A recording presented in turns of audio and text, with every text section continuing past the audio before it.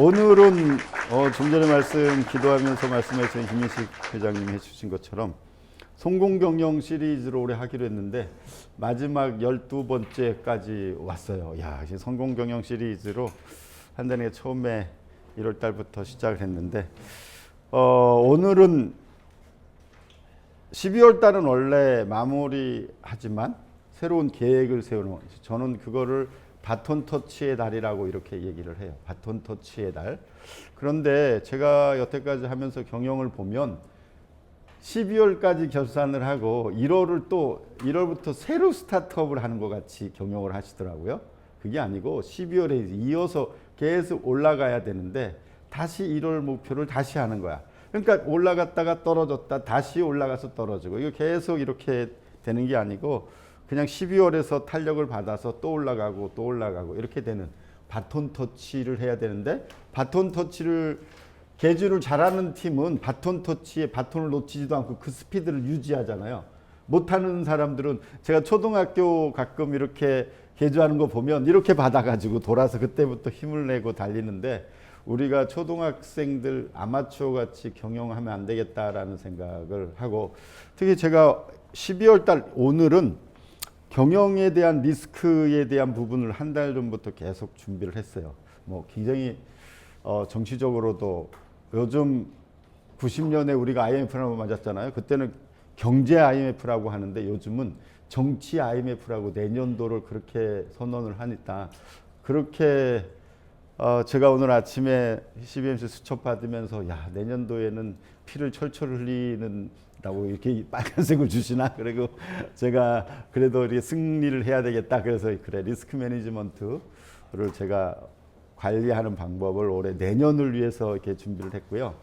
오늘 말씀은 요한일서 4장 18절인데 제가 계속 리스크 매니지먼트에 관한 성경의 말씀을 제가 묵상하면서 찾았는데 못 찾았어요. 그래가지고 야, 이게 말씀을 주세요 그랬는데, 제가 다니는 교회가 충현교회인데 한규삼 담임 목사님이 지난주에 설교하시기 전에 설교 본문하고 상관없이 이 말씀을 두려워하는 지금 세상에서 성도가 어떻게 해야 되는지, 자기 자리를 지키고 중보기도를 해야 되는 거, 두려움을 물리치는 방법에 대한 요한 사도가 하신 말씀을 딱 주셔서 제가 그 말씀을 오늘 계속 같이 나누면서 뒤에서 말씀드리고 시작하겠습니다. 자, 2025년 경영환경을 전망을 각 경제연구소들이 굉장히 많이 했어요. 여기다가 또 12월 3일 날부터 제가 방금 얘기한 정치 IMF가 들어오면서 진짜 코로나 때 한번 겪었던 것처럼 불확실한 세계, 저는 불확실성을 그렇게 얘기하죠. 시기가 정해지지 않았어요. 금리는 떨어질 겁니다. 이게처럼 시기가 정해지지 않은 건 불확실하지 않다. 그런데 어떻게 움직여야 될지, 랜덤하게 움직이는 방향을 우리가 모른다. 이런 것들이 불확실했을 때, 우리가 코로나를 겪으면서 한번 다 경험을 했는데 내년도도 만만치 않은, 쉽게 얘기하면 정치적으로 경제와 정치는 굉장히 밀접하게 관계가 있고 트럼프에 대한 제2기 집권에 대한 리스크도 있고, 이 리스크라고 하는 말이 우리나라에 IMF 때부터 쓰기 시작했어요. 경영에서 IMF 때부터 90년 때, 그전에는 위기 뭐 리스크 이런 얘기를 안 썼는데 IMF를 맞으면서부터 이 리스크 관리를 해야 되겠다라는 게가 그때부터 시작이 됐던 단어인데, 지금 이게 제가 이번에 이게 정치 IMF 때 되게 힘들었거든요. 그래서 대부분이 이 리스크 매니지먼트를 이렇게 오늘 정의를 내리고, 이게 실전 경영대학원이니까 여러분들이 CBMC 그래서 한번 같이 나눠보려고 하는데, 뭐 다 알다시피 최저임금은 계속 10,030원대로 올라갈 거고, 경제 전망 성장률은 2.2%, 여기서 또 바뀌었잖아요. 1%대로 떨어지고, 굉장히 어려운 방향으로 지금 우리가 가고 있고, 우리나라가 수출을 할 최고의 환율은 한 1,200원, 1,100원에서 1,200원 사이인데 1,300원 정도 되면 우리는 굉장히 어려운 시기를 지금 가고 있어서, 왜냐하면 우리는 수입을 해가지고 팔아야 되는 거기 때문에 환율 관리를 해야 되는데, 지금도 정부가 환율 관리를 하는데도 계속 1,400원대에 이렇게 묶여 있어서 아마 굉장히 어려운 시기, 환율도 되고 유가도 계속 오르고 있고, 그거를 우리 유류세를 절감시켜서 계속 잡아주고 있어서 진짜 꽉 이렇게 되고 제가 볼 땐 꾹 되고 있는데 이게 압축되고 있는 건데 언젠가 폭발하면 어떻게 되지? 저는 그런 생각이 좀 있어요. 그래서 이 부분에 대한 부분이 굉장히 어려울 것 같다. 세계 경제 방금 얘기한 거고 우리 전망도 세계가 지금 각자 경제 이권주의로 가고 있기 때문에 특히 트럼프 같은 경우는 제가 보는 경우에 모든 의사결정을 부동산 투기하듯이 투자하듯이 하지 않습니까? 각 나라를. 그래서 되게 논리적인 것보다는 배팅 중심으로 하고 있기 때문에 굉장히 어려운 거죠. 저희가 경영을 하면서도 마찬가지지만 논리적으로 사고하는 이런 부분들 또는 그런데 그보다 더 어려운 게 감정적인 의사결정이잖아요. 뭐 요즘도 뭐 정치에 대해서 많이 그렇게 얘기를 하지만 야 그거 맞는 것 같은데 난 그거 하기 싫다니까 막 이러는 분들이 되게 많아서 우리가 내년에는 조금은 논리적이고 이성적이고 이렇게 가는 경영을 해야 될 것 같다. 그래서 세계 경제도 자국 중심으로 가는데 굉장히 우리가 예상하지 않았던 방향으로 많이 갈 수 있기 때문에 이 부분도 세계 경제 전망도 어두울 거고요. 그리고 메이저에 있는 기업들이 비관 B2가 계속 대치하는 상황에서 그리고 이런 부분들을 어떻게 막아갈 건지 하는 부분. 그리고 국내 경제 아까 다시 한번 하지만 수출은 계속 감소하고 우리의 먹거리들이 계속 없어지고 좀 전에도 마찬가지지만 어제 신문에서 트럼프가 전기 자동차에 대한 특세라든가 다 줄이고 또 뭐 우리 얘기를 하셨지만 조선도 마찬가지지만 뭐 조선도 트럼프는 다 들어와서 하라는 거잖아요. 그렇게 결국에 우리가 세계 우리의 삼성에 대한 부분도 반도체에 대한 부분도 여러 가지로 어려워서 우리의 먹거리들이 굉장히 어려워질 수밖에 없고 미국의 환율은 계속 떨어질 거고 이에 따라서 우리의 환율도 떨어지긴 하지만 어떻게 이걸 우리가 할 수 있을까? 그래서 대부분의 기업들이 어떻게 나갈까 하는 것들에 대한 부분이 안정세를 계속 유지하는데 하방에 대한 리스크가 너무 크죠. 하방의 리스크도 크고 저는 온 방향에서 상황에 대해서도 하방뿐만이 아니라 상방에서도 리스크가 있기 때문에 지금 저희는 정치적 경제적으로 지금 특히 기업인들이 되게 어려운 부분이 지금 하고 있는 탄핵에 맞물려서 한 6개월 이상은 최소 6개월 가지 않겠어요? 최소 6개월 이상은 되게 어려운 상황으로 가고 있으니까 내년 초부터 그래서 저도 되게 빨간색으로 표시를 했어요. 빨간색으로 표시를 해서 내년도에 이렇게 될 건데 자 여기까지는 뭐 구체적으로 얘기 안 해도 상당히 내년도에는 여러분들이 어려울 거다라는 얘기고 10대 트렌드를 지난번에 잠깐 들었어요. 김용만 대표님이 한번 하셨다고. 그래서 저는 설명을 안 하고 갈 건데 자 여기서 하나 제가 주는 10대 트렌드가 주는 저는 항상 시장이 우리한테 주는 시그널 그 트렌드가 주는 시그널의 임플리케이션 의미가 뭘까라는 거죠. 그래서 so what 우리는 어떻게 해야 되는 거냐라는 거잖아요. 10대 트렌드가 매년 발표가 되면서 이 10대 트렌드를 우리 사업에는 어떻게 적용해야 될까? 이게 저는 이제 우리에게 주는 의미라고 보는 거예요. 임플리케이션. 저 10개의 이걸 보면 저는 첫 번째 이런 생각을 하죠. 김난도 교수가 이걸 낸 지가 되게 오래됐는데 야, 이분은 1년 내내 되게 힘들겠다. 매년 바뀌는 걸 가지고 이걸 어휘를 만들어내야 되잖아요. 사람들한테 인식시켜야 되니까. 그리고 또 하나의 느낌은 진짜 다양하다. 제가 이걸 보면서 10개의 트렌드를 잡아내는데 이게 보통 20대에서 40대까지가 저는 대상이 될 거라고 보는데 20대에서 40대 우리가 이 사업을 하면서 알아야 되는데 굉장히 다양한 트렌드가 예전에는 이해가 되는 트렌드가 있었는데요. 제가 가면 갈수록 이해가 안 되는 트렌드가 굉장히 많아요. 그러면 이 트렌드에서 주는 의미가 뭘까요? 어떤 의미를 받으셨어요? 저기 우리 뭐 받으셨어요?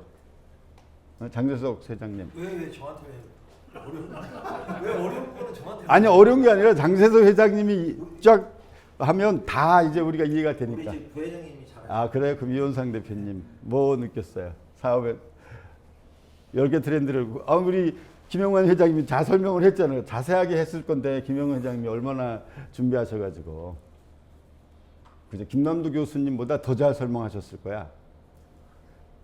저는 이제 이렇게 생각해요. 굉장히 다양할 때마다 저희가 기본에 충실해야 된다라는 거예요. 우리 사업은. 저는 그렇게 봐요. 이걸 다 따라가서 우리가 사업하기는 굉장히 어려워요. 근데 굉장히 우리가 기본에 충실하면서 이 내용을 모르는 게 아니라 이 내용을 알면 알수록 더 기본에 충실한 경영을 우리가 하면서 이 부분의 내용을 인지하고 있어야 된다라는 거죠. 이게 자꾸 막 이쪽 저쪽으로 흔들리기 시작하면 굉장히 어려운데 여러분들이 기본에 충실을 하면서 이 트렌드에 맞는 부분들을 자꾸 인식하면서 적용해 나가는 방법. 그래서 저는 기본에 충실한 게 더 필요한 시기다라고 저는 이렇게 보고 있고요. 다양할수록.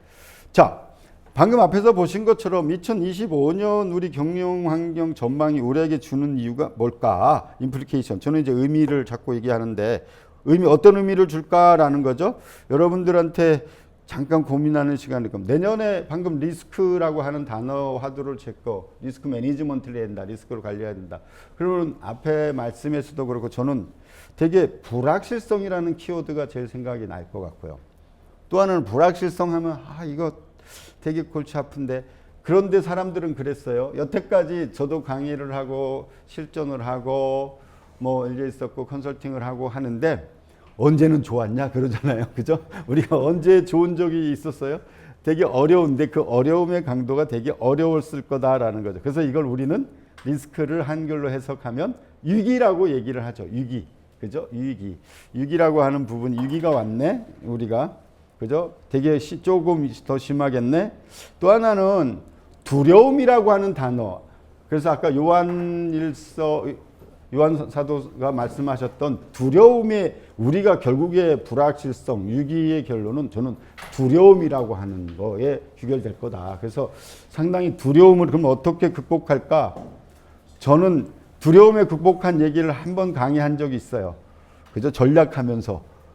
이수신 장군의 그 명랑의 영화를 보면 두려움을 극복하기 위해서 그 올돌목에 들어가서 두려움을 몸소 그 영화 보면 다른 장군들이 아무도 참여하지 않을 때 본인이 두려움에 빠졌을 때 그 두려움을 이겨내는 영화 기억나세요? 한번 더 보시면 저는 시간이 있으면 이 연말에 한번 명랑이라는 단어를 보면서 결국에 아들하고 마지막 대화 장면에 두려움을 어떻게 극복하셨어요? 라고 아들이 질문할 때 거기에 나오거든요. 그래서 저는 그걸 한번 여러분들한테 오늘 슬라이드로는 안 보여주지만 한번 봤으면 좋겠다.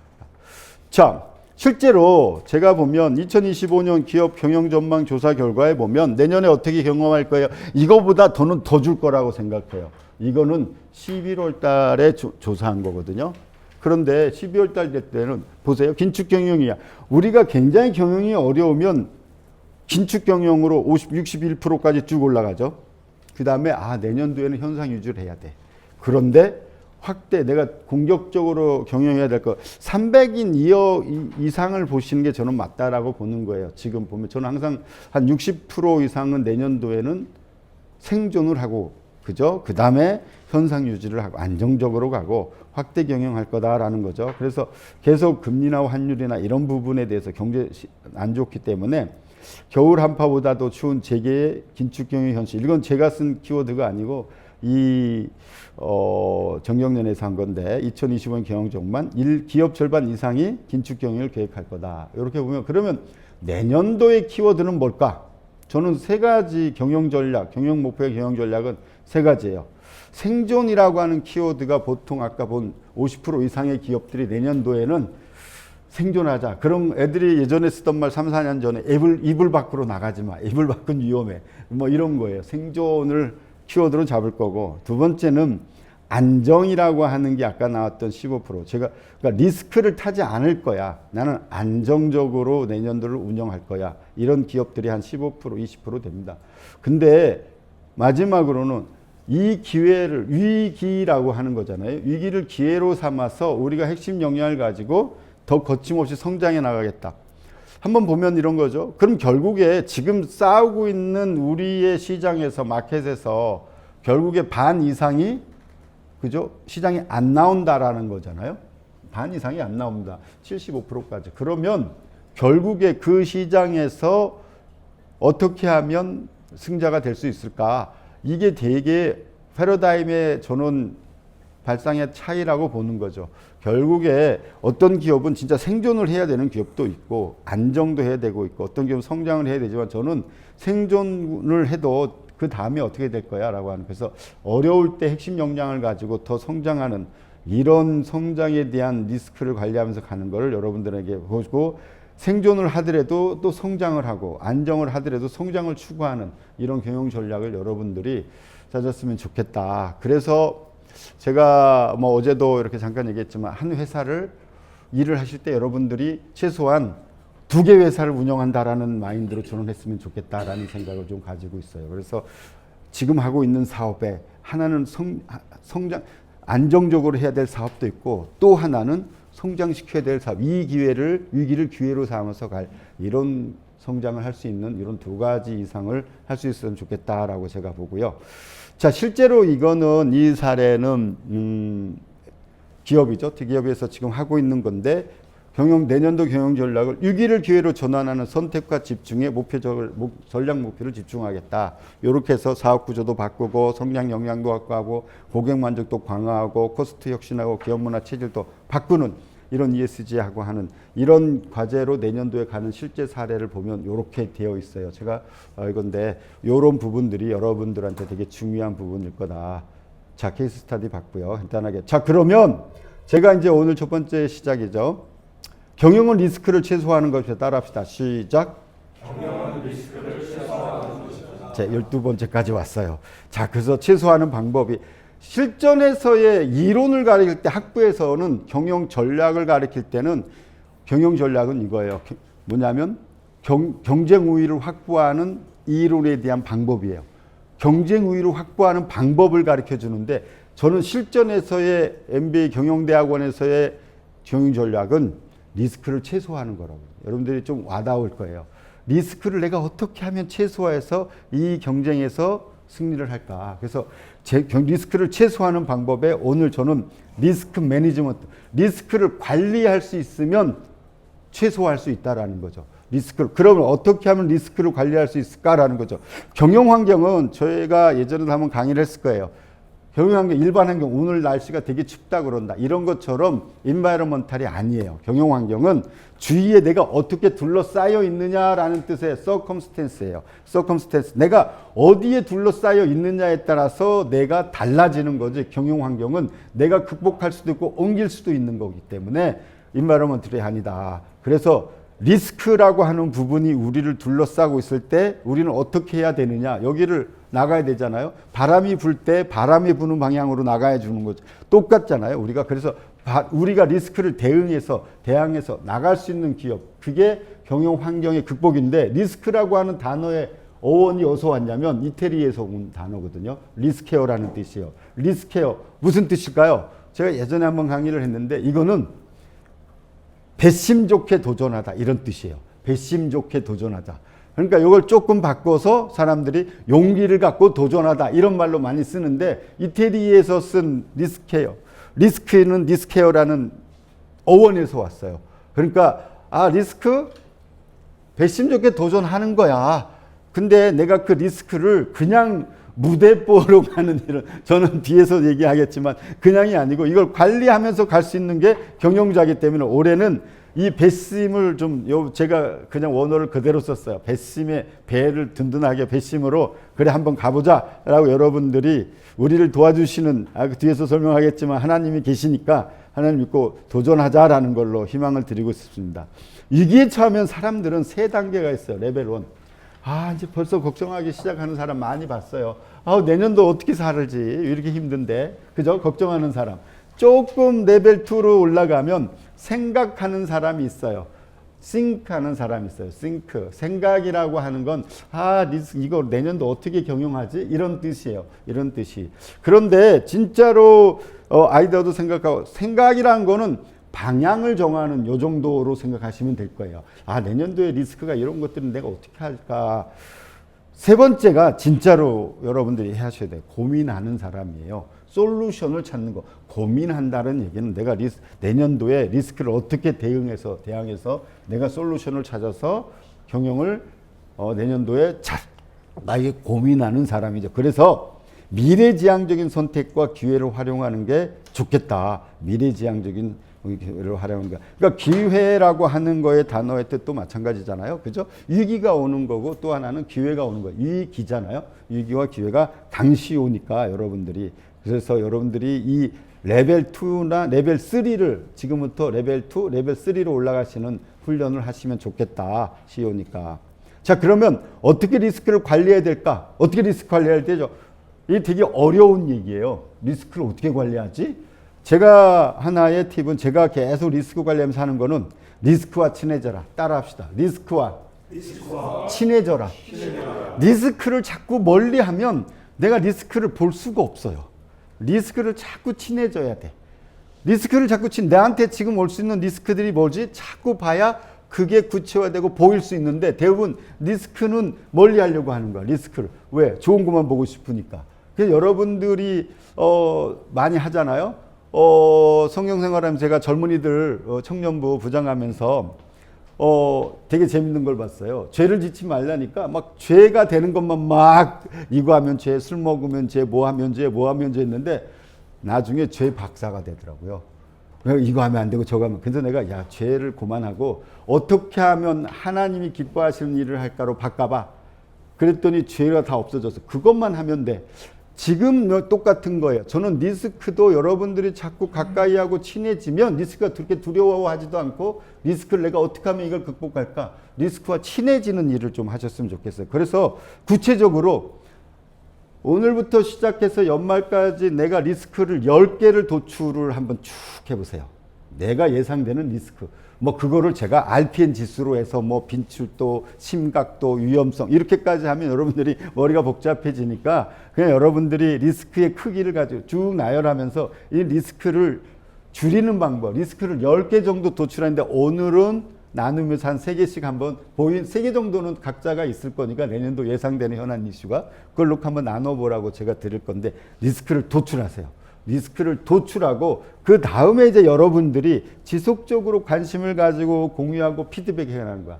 그걸 어떻게 이제 그 리스크가 도출됐다라는 건 생각이 끝난 거고요. 그 다음에 세 번째가 고민하기 시작하면서 이 리스크를 어떻게 내가 최소화할까. 리스크 제거는 안 됩니다. 리스크 제거는 내가 리스크에서 탈출해야 돼.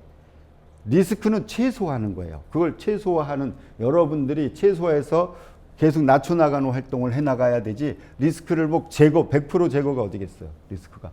그러면 리스크가 없는 곳엔 그게 기회도 없어요. 리스크가 없는 곳에 경영에. 여러분들이 리스크가 없는 곳에는 기회가 없는 거예요. 리스크가 큰 곳에 있는데 그걸 내가 남들보다 내가 그걸 해치할 수 있느냐. 그게 경영에서 마지막에 승패니까 여러분들이 그렇게 하시면 참 좋겠다.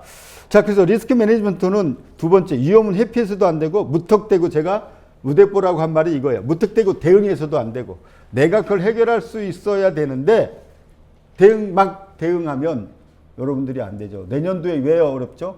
자원을 효율적으로 써야 되기 때문에 그래요. 자원을 내년도에 다들 돈 모아놓고 있잖아요. 대기업들은. 그러니까 돈이 안 돈단 말이에요. 그죠? 그러니까 전략적으로 여러분들이 위기를 극복하십시오. 두 번째는 리스크를 도출하고 두 번째는 전략적으로 위기를 극복해야 돼. 전략적이라는 말이 뭐죠? 전략적이라고 하고 내가 가지고 있는 자원을 가장 효율적이고 효과적으로 쓰는 거예요.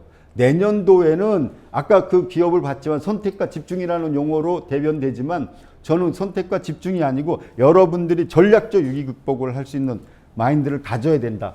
그쵸? 첫 번째는 내가 가지고 있는 자원도 있지만 두 번째는 뭐죠? 내가 활용할 수 있는 자원에 포인트를 좀 많이 두세요. 내가 활용할 수 있는 자원. 제가 굉장히 많은 것 중에 하나가 활용할 수 있는 자원이에요. 저는 뭐 많은 사람들한테 내가 같이 쓰는 거니까 이것 좀 빌려줘. 그리고 내가 타고 다니고 막 이런 것들이 나게 많거든요. 그래서 여러분들이 활용할 수 있는 자원을 많이 좀 생각해 보세요. 리스크를 대응할 때 내가 모든 걸 내가 다 해결하겠다가 아니고 전문가 내년도에는 교육도 잘 받아야 되고 많은 사람도 활용해야 되고 네트워크 연결하고 결합돼야 돼요. 연결하고 결합되는. 그래서 리더는 위험이 아니라 기회에 초점을 맞추지만 어떻게 이 솔루션을 내가 풀을까? 전략적으로 풀으셔야 됩니다. 전략적으로. 그래서 첫 번째는 학습 지역으로 공부하셔야 되고요.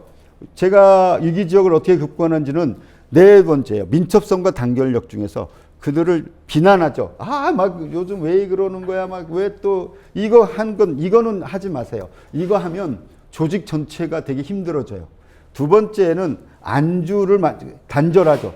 리스크를 자꾸 단절하려고 하는 거죠. 우리는 요렇게 요것만 잘 이게 아니고 세 번째 안주하는 거. 이거 아까 이런 거죠. 무턱대고 하는 거죠. 아, 여태까지도 야, 어렵다는 환경 30년 잘 지나왔어. 올해도 잘 지나갈 거야. 요렇게 대응하시면 내년에는 어려워지는 거예요. 제가 뭐 서두에도 말씀을 드렸지만 IMF 정도라고 생각하시고 여러분들이 내년도에는 경영을 하셨을 때 엄청난 성장을 할 수 있다. 남들하고 다른 각오로. 그래서 학습해서 학습 지역으로 빨리 옮기세요. 어떻게 하면 위기를 극복할. 왜냐하면 리스크는 CEO 혼자 하는 게 아니에요. 직원들하고 다 같이 가야 돼요. 그래서 학습 지역으로 빨리 옮겨서 배울 거 빨리 배우고 지혜도 얻고 명철도 얻고 통찰력도 하고 리스크를 어떻게 이런 리스크를 어떻게 풀지를 계속 고민하시고 전문가한테도 물어보시고 조직하고도 계속해서 아까 뭐라고 그랬죠? 리스크를 자꾸 공유하라고 그랬어요. 공유. 이런 우리 리스크가 있는데 직원들하고 어떻게 하면 할까? 그리고 제가 제일 좋은 게 커뮤니케이션에 뭐였죠? 피드백. 자꾸 피드백을 하셔야 돼요. 너 이거 어떻게 생각하고 하고 있는 거를 계속 트래킹을 해 주셔야 돼요. 내년도에는 리스크가 계속적으로 주기적으로 계속 공유되고 피드백되고 관리될 수 있도록 여러분들이 학습을 하시면 되겠다. 그래서 구체적으로 제가 전략적 위기 극복 활동을 제가 제시해 드릴게요. 전략적 위기 극복은 두 가지거든요. 위험을 최소화하는 거 하나하고 기회에 초점을 맞추는 거예요. 그렇죠? 위기니까 위험을 최소화하는 거 하나. 제가 아까 10대 트렌드 얘기하면서부터 기본에 철저하셔야 돼요. 항상 기본에 철저한 사람들은 안 흔들립니다. 그래서 기본에 철저, 원칙 중심 경영. 우리가 회사가 무엇을 가치를 제공할 건지가 흔들리면 안 되고요. 두 번째는 자본이라고 하는 게 아니고 자산이에요. 자산. 사람도 자산이죠.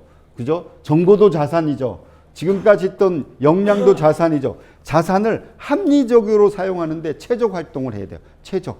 자꾸 로스가 있으면 안 됩니다. 로스는 어디서 생기죠? 잘못된 의사결정에서 생깁니다. 의사결정 내년에는 진짜 신중하게 하셔야 돼요. 의사결정 잘못하면 되게 어려워지는 거예요. 왜? 비효율로 자꾸 가니까. 자산을 효율적으로 사용할까. 여러분들이 의사결정을 신중하게 하시고 선택은 실행은 빨리 하시고 그게 기회의 초점의 네 번째예요. 네 번째. 속도보다 템포. 제가 속도보다 템포를 먼저 얘기하는데 내년도에는 지금까지 4차 산업이 오면서 우리가 딸랐던 것 중에 속도전이었어요. 그죠? 속도전이었는데 내년도에는 속도보다는 템포예요. 템포가 뭔지 아시죠? 슬로우 퀵이거든요. 의사결정할 때 커브길에서 우리가 속도를 줄이죠. 그죠? 의사결정할 때 줄이시라는 거예요. 의사결정은 신중하게 하시라고. 그 다음에 그게 결정이 됐으면 실행은 빨리 하셔야 돼요. 이해되셨어요? 무조건 내년도에는 신중한 의사결정이 필요합니다. 여러분들이. 근데 그 신중이 내가 하겠다고 하는 거에 신중이지 안 하겠다고 하는 신중이 아니라는 거 이해되셨어요? 그러니까 여러분들이 그래서 속도보다 템포. 앞으로의 경영은 진짜 속도보다 템포예요. 올해뿐만이 아니고 앞으로도 계속 속도 중요합니다. 그런데 무조건 위험한 곳에서도 빨리 가는 건 안 되잖아요. 전복나잖아요. 그래서 속도보다는 템포라고 제가 정의를 드렸고 또 하나는 리스크를 주기적으로 피드백을 받으셔야 돼요. 그래서 어떻게 해야 되죠? 리스크에 대한 성과 관리를 계속 해야 돼요. 성과 관리. 계속 리스크를 주기표를 놓고 이게 어느 정도로 줄고 있는지 리스크를 줄일 수 있는 건 뭐죠? 성과로 줄이는 거예요. 리스크를 줄일 수 있는 게 뭐죠? 성과로 줄이는 겁니다. 여러분들의 활동 성과로. 그래서 그 활동 성과가 어떻게 줄어드는지를 계속 보셔야 된다라는 거죠. 자, 세 번째가 오늘 말씀의 키포인트인데요. 원래 스트래티직 얼라이먼트. 자동차를 운전하니까 타이어를 바꿀 때마다 얼라이먼트 조절을 하죠. 이건 안 하면 어떻게 되죠? 핸들하고 바퀴가 막 이상하게 돌죠. 얼라이먼트가 경영에서 제일 중요한데 마지막에 이 얼라이먼트가 명확하지 않아요. 전략적 정렬이라고 정의는 하는데 저는 오늘 얼라이먼트만 얘기를 할게요. 얼라이먼트. 정렬을 계속 하셔야 돼요. 어디다 정렬을 해야 될까요? 우리 크리스찬 경영대학원, 실전 경영대학원, 우리 크리스찬 경영자들은 하나님한테 정렬을 하셔야 돼요. 마지막에. 내가 이 사업에 하나님의 의, 내가 이 사업하는 목적이 뭔지를 계속 하다가 리스크 하다가 리스크 하다가 위에 정렬이 잊어버리고 이상한 쪽으로 가요. 이해되셨어요?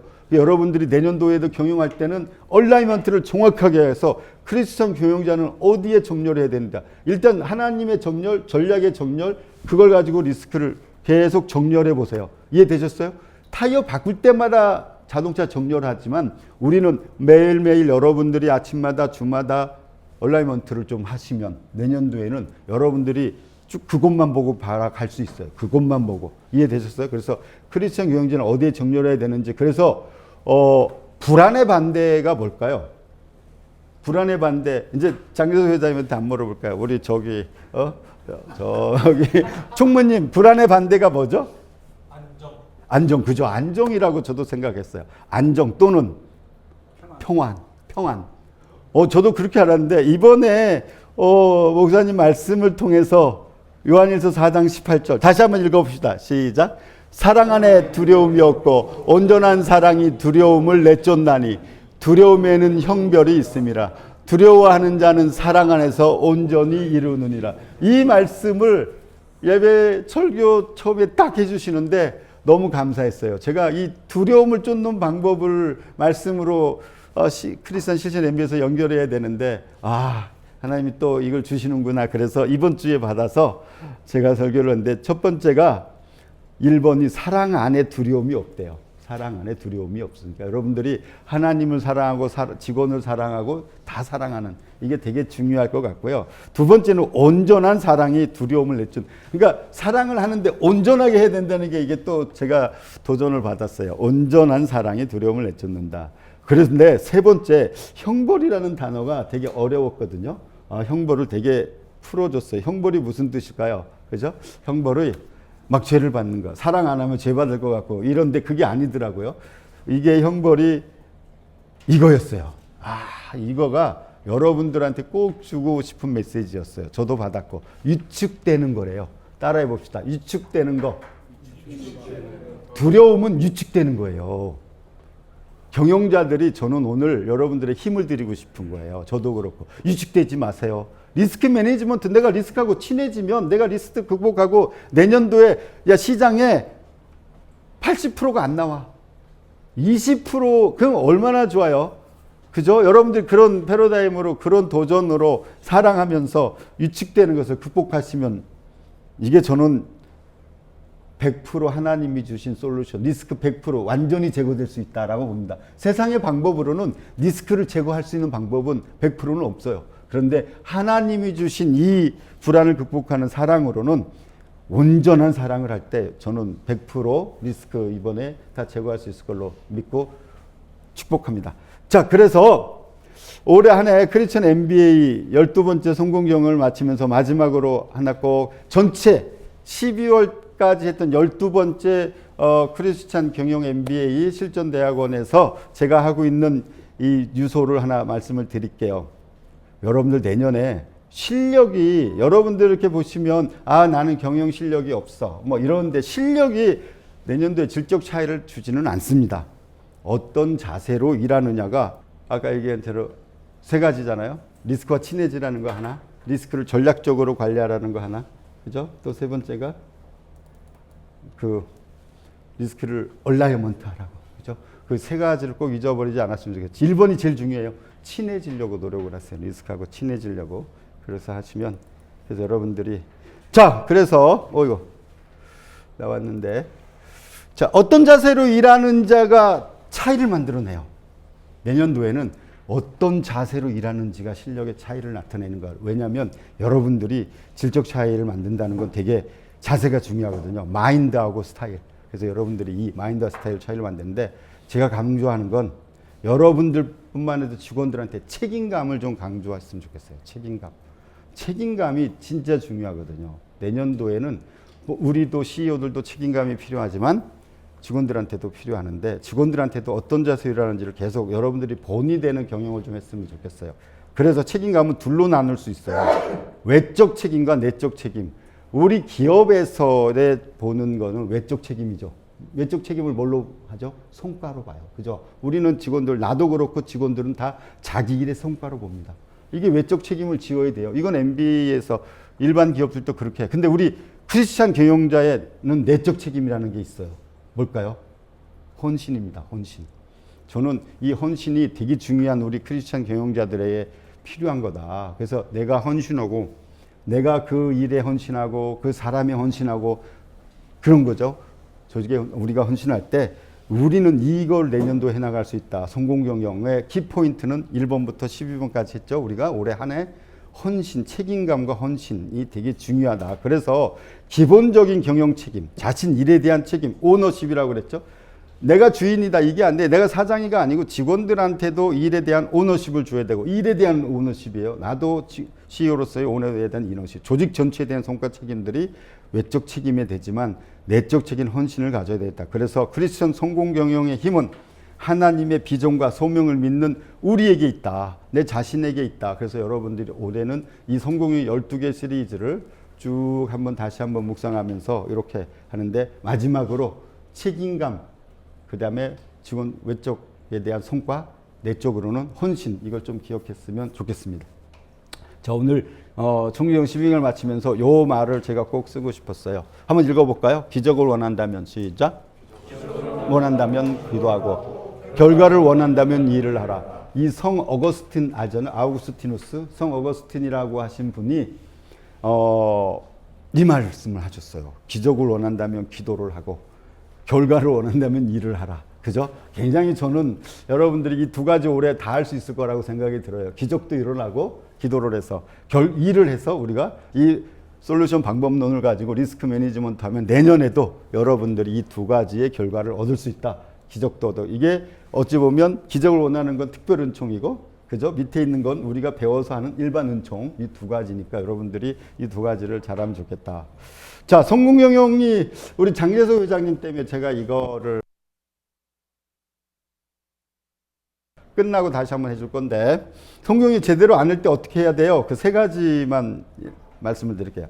첫 번째 했는데 시도해서 성취 못하면 어떻게 하라고요? 다시 한번 하세요.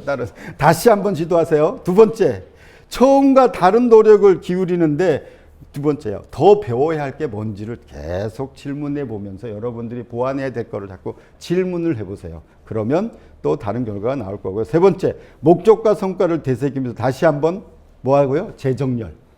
오늘 한번 우리 크리스찬 CEO는 하나님한테 다시 한번 재정렬, 전략의 재정렬 두 가지를 재정렬하고 어떻게 베스트를 다해봤으면 좋겠어요. 베스트. 죽게 하듯이라고 하는 거를 다 해봤으면 좋겠다. 성경에 나와 있는 죽게 하듯이 잘 이해가 안 되면은 제가 넷플릭스 저거 홍보위원은 아닌데 엊그저께 넷플릭스를 봤어요. 토요일 날에 마리아라고 하는 영화가 6위로 올라왔더라고요. 미국에서 만들었는데 마리아가 어떻게 태어나고 예수님이 어떻게 태어났는데 마리아와 요셉이 어떻게 그 예수님을 지키는지 너무 좋았는데 제가 은혜 받았던 게 하나가 마리아가 예수님이 이렇게 구유에 앉아 있는데요. 와서 요셉 보고 예수님한테 인사하세요 이렇게 얘기를 해요. 처음에 요셉이 여기 가서 무릎 꿇고 예수님 안녕 이렇게 얘기하면 무릎 꿇고 예수님.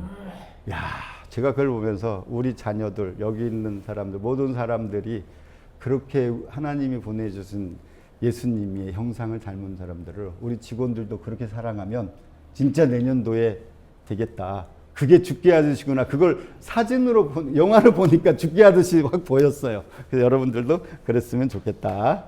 자, 나눔 주제는 두 개예요. 오늘은 1번, 지금 50분인데 제가 10분을 더 했는데 경영을 하면서 가장 두려웠던 때가 있었을 것 같아요. 여러분들이. 그래서 두려웠던 데를 한번 나눠보고 두려움을 극복한 사례 한번 나누고 두려움을 극복 못해서 되게 어려웠거나 힘들었던 사례도 있으면 한번 나눠보시는 게 1번이고요. 두 번째는 리스크와 친해지기 위해서 2025년 우리 회사의 현안 리스크는 한 3가지 정도 자금부터 다 나올 것 같아요. 시장에 대한 거 지금 해야 되는데 이런 리스크를 도출하고 한번 나눠보는 시간으로 오늘은 싱킹하는 시간으로만 한번 생각해 보겠습니다.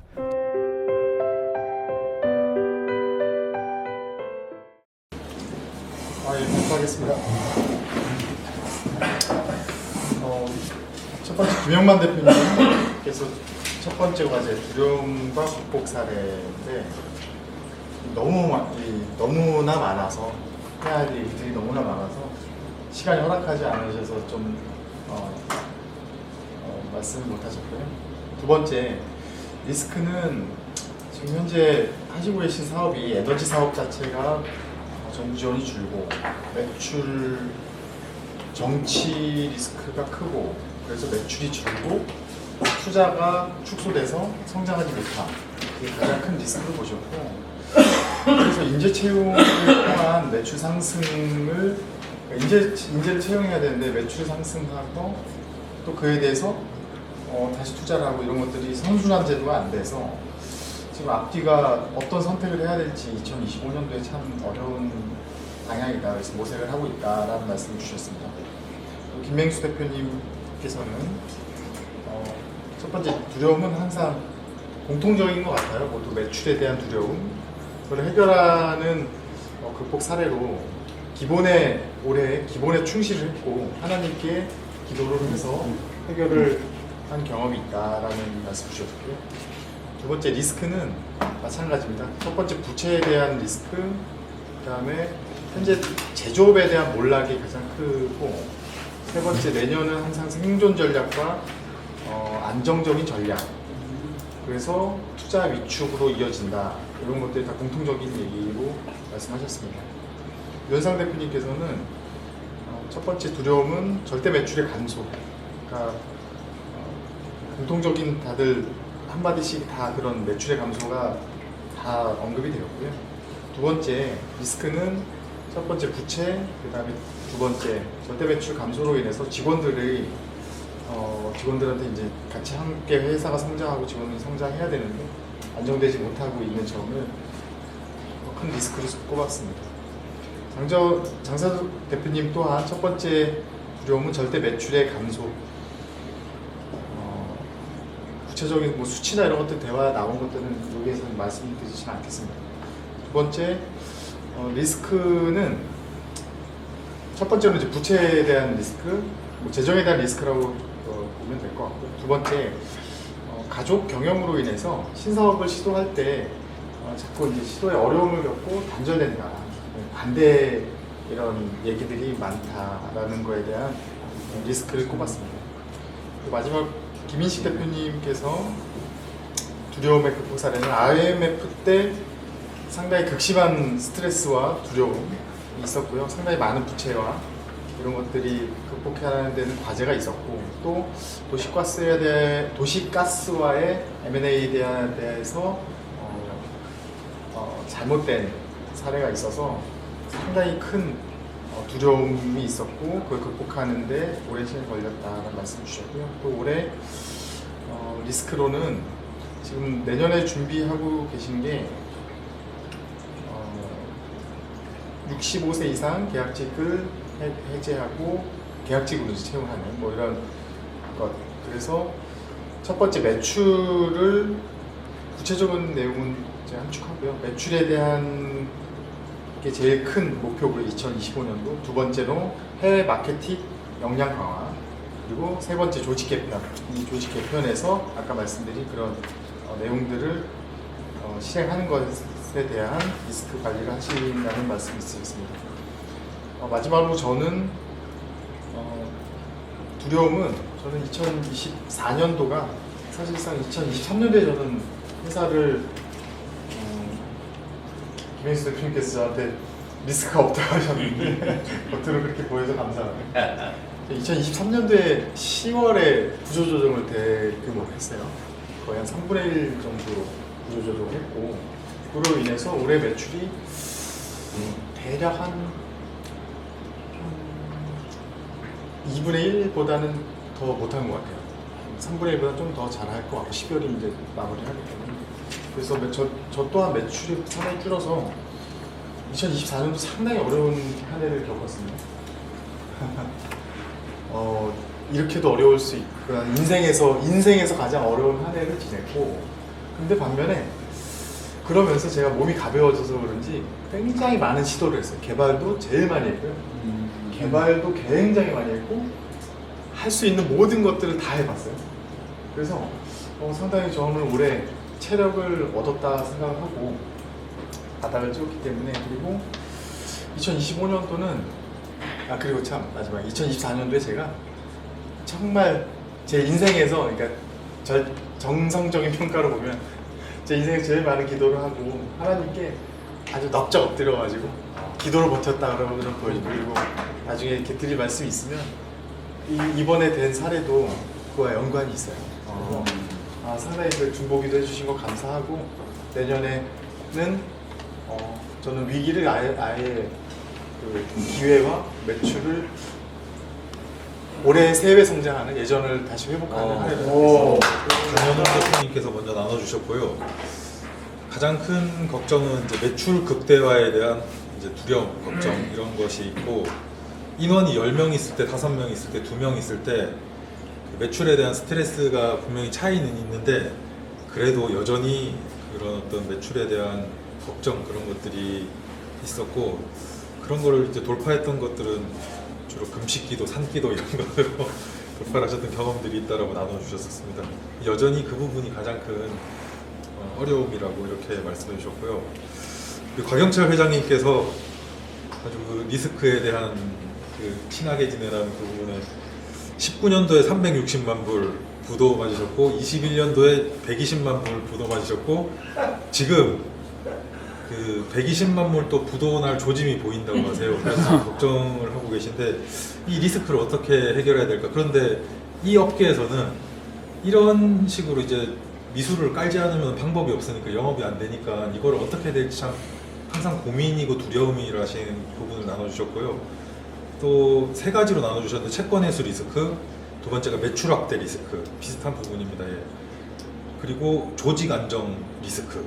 그 조직에 있는 구성원들이 현재도 지금 새로운 영업의 기회를 맞이하면서 새로운 인원을, 예전에 같이 일했던 인원을 같이 데리고 오려고 하는데, 그 부분에 대한 기존 직원들의 반발, 그런 부분들에 대해서 어떻게 해야 될지 참 여전히 어려움들, 또 그렇게 해서 데려온다라고 한들 그게 매출이 확실하게 일어난다는 보장도 없고, 그런 부분들에 대한 리스크를 말씀해 주셨어요. 그리고 오재균 대표님께서 지금 현재 하시는 게 직구삼이라는 프랜차이즈입니다. 이렇게 표현해 주셨는데, 코로나 때 급성장할 때 하나님께서 선물로 주셨고, 어디 숟가락 놓으라면 숟가락 놓고, 휴지 놓으라면 휴지 놓고, 이렇게 일을 했는데 60개 정도의 매장까지 이렇게 확대를 하셨었고, 현재는 코로나가 지나고 현재는 15개 정도로 줄었다라고 하십니다. 80억 정도 매출에서 20억 정도 매출로 줄은 상태이고, 직원도 15명에 5명으로 줄이셨고, 이런 과정을 지나면서 여러 가지 시도도 하고, 또 공장 매입을 하면서 또 그게 약간 잘못된 결정이었지 않나라는 후회도 하셨던 것 같고, 그런 과정에서 돌아보시면서 동종업계에서 여전히 새롭게 나오기도 하고 성장하는 업체들이 있는 걸 보시면서 더 할 수 있는 부분이 있구나라는 거를 이렇게 돌파구를 또 찾으시는 것 같습니다. 그 말씀하셨던 건 마케팅에 대한 부분들을 좀 더 강화를 해야 됐었구나라는 그런 말씀을 해주셨습니다. 그리고 저희 전재영 회장님께서 재밌는 리스크가 있으십니다. 오너 리스크가 있으십니다. 즉흥적으로 결정하시는 부분들이 리스크인 것 같다라고 하셨는데, 이제 그게 이제 욕심에서 이렇게 나오는 것 같다, 그런 오너 리스크를 말씀해 주셨습니다. 그리고 또 직원들에 대한 고민, 어떻게 직원들의 마음을 살 수 있을까, 그런 부분이고요. 저희는 한 고객사에 너무 많은 매출이 의존되어 있어요. 한 85% 정도 매출이 의존되어 있는데, 그 부분이 늘 좀 불안한 부분이고, 또 불량에 대한 문제요. 제품을 중국에서 만들어서 한국에 다 납품하고 난 다음에 그게 이제 문제가 생길 경우에 그것에 대한 어떻게 감당해야 될지, 그냥 하나님 알아서 해주세요 이러면서 일을 하고 있는데, 그런 거에 좀 현실적인 리스크 대안을 마련해야 되지 않을까, 그런 부분들. 그리고 또 이제 신제품들, 자사 제품으로 런칭하려고 하는 것들이 있는데, 이게 생각보다 성공 확률이 굉장히 떨어지더라고요. 해보니까요. 전재영 회장님이 정말 대단하신 것 같아요. 하는 것마다 다 이렇게 런칭을 시키시는데 정말 그렇게 안 되더라고요. 그 신제품 개발에 대한 그런 리스크, 그런 것들이 있는 것 같습니다. 이상입니다. 리스크를 보는 거에 아까 매출이 떨어지잖아요. 그거는 리스크가 아니고 걱정인 거거든요. 매출이 떨어진 거에 대한 리스크를 찾으려면 아까도 말씀하셨지만 저는 항상 얘기하는 게 한 1년, 2년 자꾸 떨어지면 시장에서 외면당하고 있는 거예요. 아니면 새로운 경쟁자가 나타난 거예요. 그러니까 그 리스크를 찾아야 되는 거거든요. 왜 내가 이 시장에서 밀리고 있는지, 새로운 경쟁자가 나타났는지에 대한 그 리스크지, 그게 뭐 매출이 떨어졌다 이게 중요한 게 아니고 그 리스크를 우리는 좀 더 구체화 자꾸 시키는 거를 해보시라고 하는 거죠. 시장에서 새로운 경쟁자가 나타나고 시장의 판도가 바뀌고 있는 거거든요. 시장의 판도가 바뀌고 고객으로부터 외면당하고 있는 거고 새로운 경쟁자가 나타난 거야. 그럼 새로운 경쟁자를 내가 어떻게 해서 이 고객의 마음을 빼앗아 올까? 이 리스크를 여러분들이 해치하셔야 되는 게 되게 중요한 거고, 우리 회장님, 그 이제 채권 관리 리스크잖아요. 그건 채권 관리 리스크는 그 업에 계속 있는 거니까 이제는 한번 리스크를 어떻게 매니지먼트 할지. 그러니까 뭐 심각도, 근데 검출이 잘 안 되는 거잖아요. 검출 빈도, 심각도, 위험성을 한번 쭉 보면서 그 리스크의 신호를 자꾸 보는 매니지먼트를 중간중간 자꾸 한 이런 걸 한번 이번 기회에 한번 해보시면 이제 안 맞으셔야 되니까, 그죠? 그래서 그 관리를 좀 하시는 것도 좋을 것 같고요.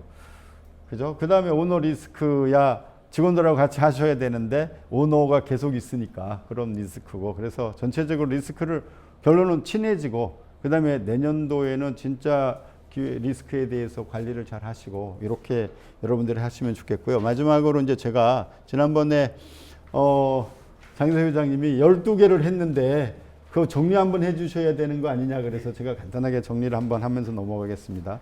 자, 성공경 1번은 경영은 버티는 힘이라고 하셔서 지난달에 우리 김명수 회장님이 되게 나는 2가지로 버텼다 올해, 그죠? 경영은 버티는 힘 하나, 2번째 경영은 사람 중심이라고 하는 거 가지고 했다. 굉장히 좋으신 말씀을 제가 한 거예요. 왜냐하면 여러분들이 이론을 배우면 여러분들이 그걸 가지고 여기서 케이스도 배우는데 경험을 해보셔야 내 거가 되는 거예요. 여러분들이 실행이, 장소석 회장님 나는 실행이 잘 안 돼요 이러시는데 그게 아니고 경험을 하나씩 할 때 그게 실행이에요. 여러분들은 이론을 가지고 경험을 한번 해보시는 게 실행이기 때문에 경영은 버티는 힘, 말씀으로 뭐를 했죠? 아말렉하고 싸우는 게릴라들이 계속 나타날 거다 라고. 그래서 내년에도 게릴라들 나타날 거니까 내년에도 더 잘 버티셔야 되고, 2번째 사람 중심이다 라고 그래서 라만 장군 얘기했잖아요. 인터랙션이다, 상호 조화, 작용이다. 직원하고 계집종까지도 라만 장군이 문둥병 걸린 거 알았다. 3번째 경영은 기본 원칙을 지키는 게 되게 중요하다라고 얘기했죠. 경영은 기본 원칙을 지키는 거, 기본 경영을 지키지 않아서 했던 것들에 대한 원칙들이 되게 많았잖아요. 그죠? 그게 뭐였죠? 사사기에 우리가 봤던 것처럼 원칙을 하지 않아서 역발상이 됐던 것들처럼. 그 다음에 경영은 PDCA, 지속활동. 그게 PDCA가 있었던 게 잠언에, 우리가 경영에 대한 잠언, 사람이 계획을 세울지라도 인도하시는 하나님이시다 라고 하는 걸로 PDCA를 지속적으로 해야 된다.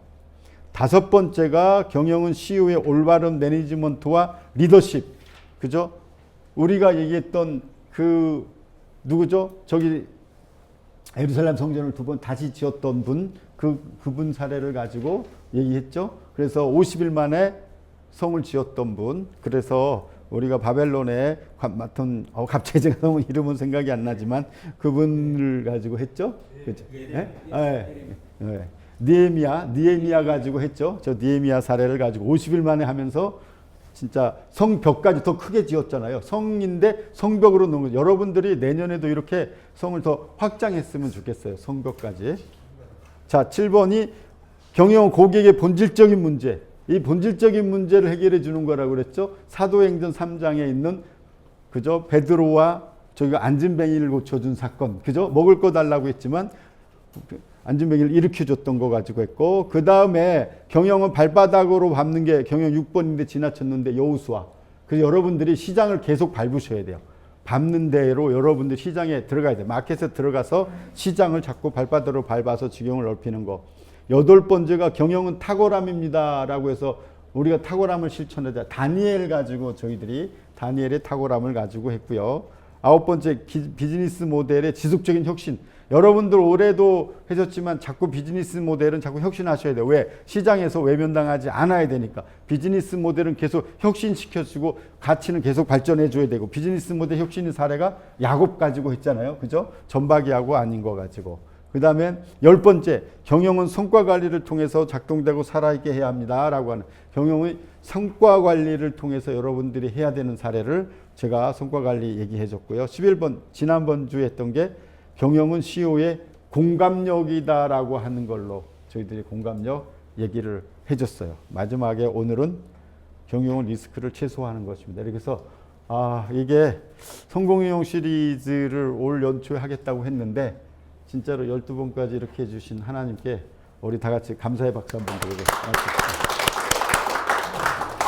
자, 기도하고 잠깐 마칠까요? 제가 먼저. 하나님 감사합니다. 올해 2024년 CMBA로 구로 디지털 지회에 또 여기 많은 관련된 우리 CBMC 회원들을 위해서 하나님이 주신 2024년 성공 경영 시리즈로 1강부터 하나님 12강까지 마치게 해주시고 올 한 해도 잘 버티게 해주시고 더 성장하게 해주시고 어려운 가운데 하나님께서 인도하셨던 은혜의 자리에 나올 수 있도록 하셔서 감사합니다. 내년도 세상 사람들은 어렵다, 위기다, 두려워할 때 하나님 온전한 사랑으로 퍼펙트한 사랑으로 하나님 우리의 머리와 지혜와 그리고 사업에 힘을 주시고 용기 주시고 리스크를 넉넉히 이길 수 있는 믿음도 허락하여 주시고 능력도 허락하여 주시옵소서. 아멘. 감사하며 예수 그리스도 이름으로 기도합니다. 아멘. 예, 감사합니다.